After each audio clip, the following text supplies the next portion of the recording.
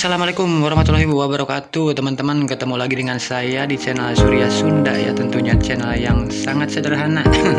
Channel ala kadarnya ya teman. Tapi semoga di konten-konten saya ini ada yang bermanfaat ya buat teman-teman semua. Nah, ini sekarang mau bikin saku bobok mulut satu baju wanita. Ini buat sakunya panjang 13 cm, lebar 2 cm ya teman-teman. Yang mau tahu caranya silahkan tonton videonya sampai selesai.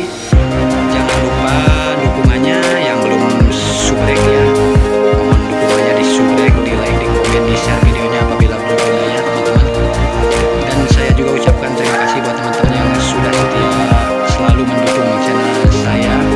Semoga kalian sehat, sukses semuanya, amin. Yuk teman-teman yang mau belajar, mari belajar bersama. Selamat menonton.